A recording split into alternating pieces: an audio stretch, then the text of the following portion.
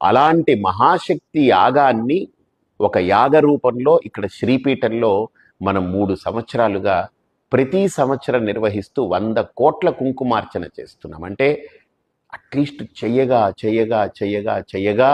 ఖచ్చితంగా మనం 1000 కోట్లు పూర్తి చేసేటప్పటికి ఎంతమందిలో ఆ అవగాహన పెరిగి అమ్మకు వాళ్ళు ఎంత చేరువ అవుతారో చెప్పలేను. కానీ తప్పకుండా ఒక నియమబద్ధంగా దానికి అంకిత భావంతో అలా అకుంఠిత దీక్షతో ప్రతి ఏడాది ఇక్కడికి విచ్చేసే ప్రతి స్త్రీమూర్తి అలాగ ఆచరిస్తూ తరించాలి, దానికి చేరువవ్వాలని ఒక సంకల్పానికి వేదిక ఈ శ్రీపీఠం.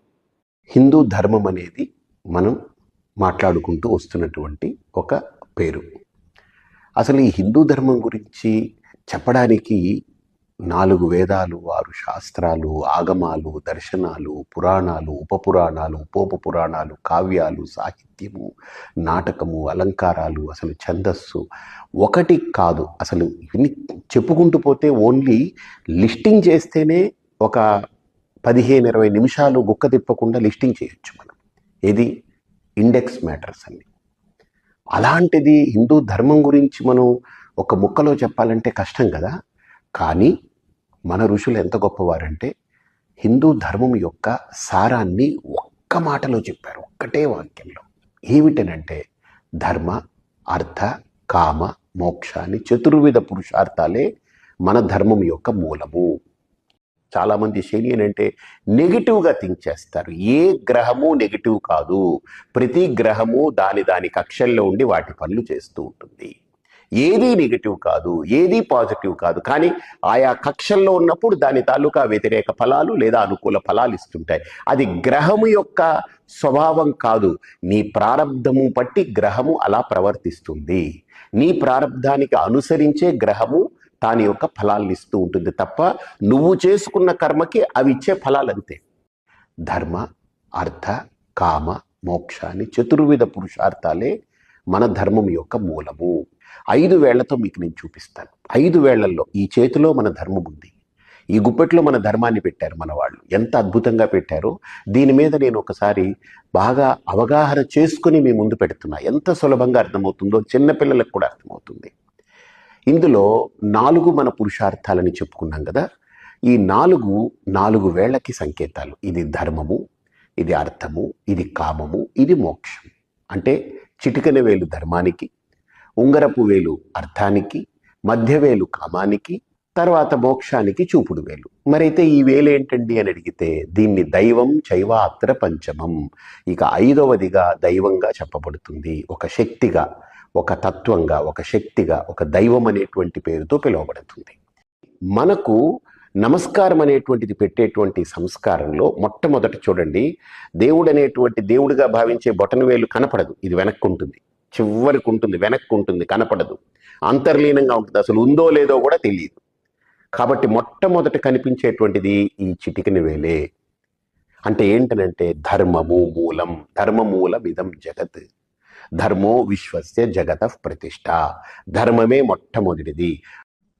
మన కర్మ యొక్క ప్రభావాన్ని వాటిని గ్రహించి ఆ ప్లానెట్స్ అనేటువంటిది మనకు ఫలితాలని సర్వ్ చేస్తూ ఉంది. మనకి ఏది కర్మ డిమాండ్ చేస్తే ఆ కర్మ డిమాండ్కి తగ్గట్టుగా రిజల్ట్ని మనకు సర్వ్ చేస్తుంది. అంతే, that's it. They are not the creators of results, they are just servers of results. అంతే. వాళ్ళు కర్మ ఫలాల్ని సర్వ్ చేస్తున్నారు వాళ్ళు. కాబట్టి ఏ గ్రహాల్ని మనం తిట్టుకోవద్దు, ఏ గ్రహాల్ని విమర్శించొద్దు. ఆ గ్రహం నీచబడిపోయిందండి, ఆ గ్రహం ఇదైపోయిందండి, ఆ గ్రహం పాడైపోయిందండి, ఆ గ్రహం కుళ్ళిపోయిందని ఏమవుతాయి? ఏం కాదు. ప్రతి గ్రహము బాగుంటుంది. ఇక్కడ 3 మాతలు ఉండాలి.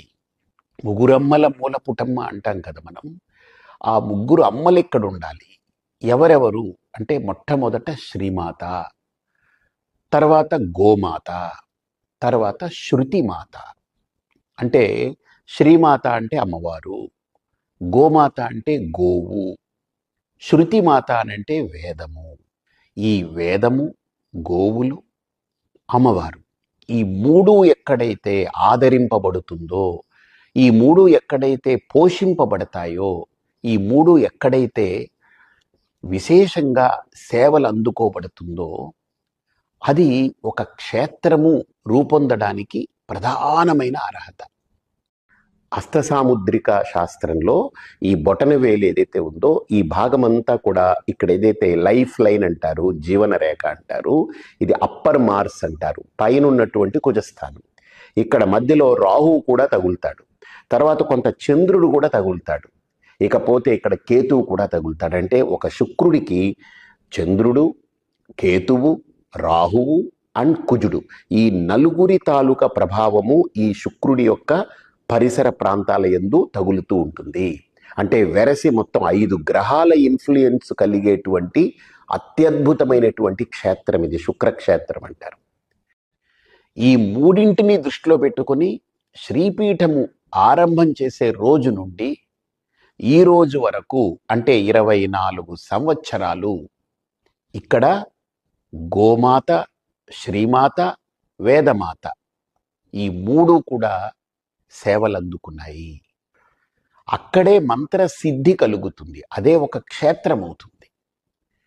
అక్కడ నదే ఉండాలని లేదు, కొండలే ఉండాలని లేదు, ఈ మూడు ఉంటే అది అద్భుతం.